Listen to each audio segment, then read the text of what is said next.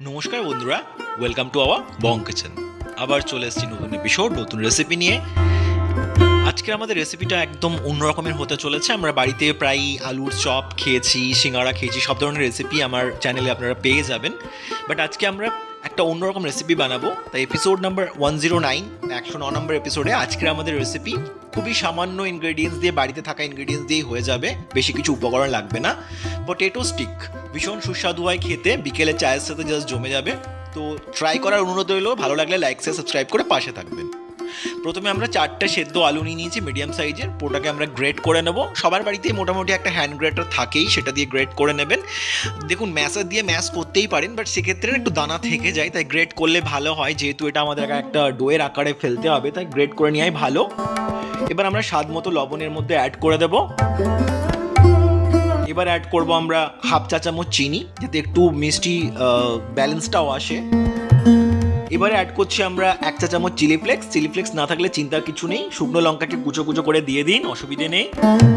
এবারে দিচ্ছি আমরা হাফ চা চামচ জিরে গুঁড়োটা একটু কম দিলাম, ধনে গুঁড়োটা একটু বেশি দেবো। ধনে গুঁড়ো দিচ্ছি 1 চা চামচ। এবার আমরা দিচ্ছি হাফ চা চামচ হলুদ, জাস্ট কালারটা আনার জন্য, যাতে একটু কালার আসে, ইয়েলো কালারটা যেন আসে। আর এবার দিচ্ছি আমরা 1 চা চামচ চাট মশলাটা অবশ্যই দেবেন, নাহলে টক মিষ্টির টেস্ট আসবে না। এবারে দিলাম হাফ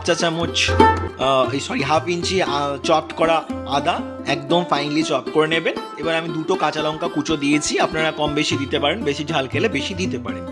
এবার এটা ভালো করে মেখে নেব। চাট মশলায় যেহেতু বেশি নুন থাকে, তাই নুনটা দেওয়ার সময়, লবণটা দেওয়ার সময় একটু খেয়াল রাখবেন, খুব বেশি দিয়ে দেবেন। এবার আমরা দিচ্ছি কর্নস্টার্চ, 2.5 টেবিল চামচ মতো। কর্নস্টার্চ দিলে কি হবে না, ওই বাঁধনটা চলে আসবে, যেটাতে আলুটা ভালো করে বাঁধন চলে আসবে, ডোয়ের আকার ফেলতে আমাদের সুবিধে হবে, আর ভালোভাবে চিপকে যাবে। তাই কর্নস্টার্চ বা কর্নফ্লাওয়ারটা অবশ্যই দেবেন। যদি কর্নস্টার্চ না থাকে তাহলে আপনারা ময়দা দিতে পারেন, বাট ময়দা দিলে এক্স্যাক্ট টেস্টটা আসবে না। এবার আমরা দিলাম 2 চা চামচ চাল গুঁড়ো বা রাইস ফ্লোর। চাল গুঁড়ো দেওয়ার কারণ হচ্ছে মুচমুচে বা ক্রাঞ্চি ভাবটা চাল গুঁড়ো এনে দেবে, সেটা করতে পারেন। দেখুন, আমি প্লেনভাবে বানাচ্ছি, আপনারা এটাতে একটু কায়দা করতে পারেন। এটা যেহেতু পিওর ভেজ, তাই পিওর ভেজ বানাচ্ছি, আপনারা নন ভেজের আকারে ফেলতেই পারেন, সেটা প্রসেস বলে দিচ্ছি আমি।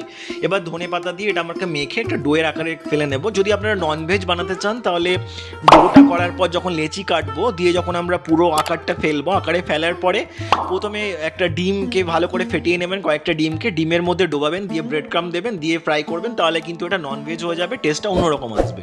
বাট আমি সম্পূর্ণ ভেজ আকারে বানাচ্ছি, যাতে সবাই খেতে পারে। অনেকেই তো নন ভেজ খাওয়া পছন্দ করেন না, বা অনেকে নন ভেজ খান না, তাদের কথা মাথায় রেখে সম্পূর্ণ ভেজ এই রেসিপিটা বানাতে চলেছি।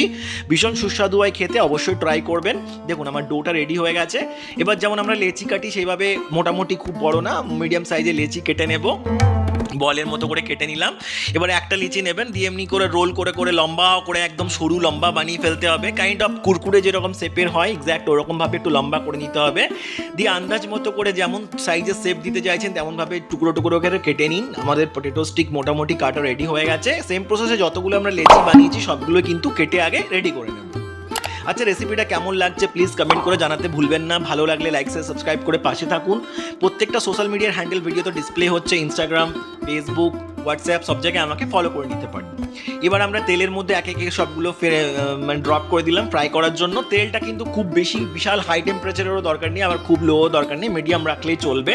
আর যখন ফ্রাই করবেন, ওভেনটা লো টু মিডিয়াম রাখবেন, হাই করবেন না, নাহলে বাইরে থেকে লাল হয়ে যাবে, ভেতরটা কিন্তু ক্রাঞ্চি হবে না। তাই খেয়াল রাখবেন, পুরো রান্নাটাই করবেন লো টু মিডিয়াম ফ্লেমে, হাই ফ্লেমে একদমই করবেন না। দেখুন কেমন লালচে হয়ে গেছে, কালারটা এসে গেছে।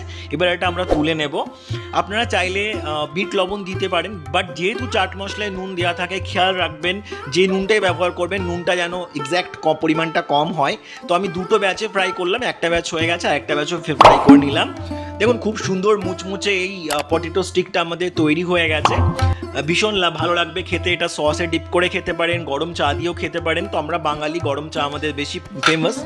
শব্দটাও শুনে নিন কতটা ক্রাঞ্চি হয়েছে।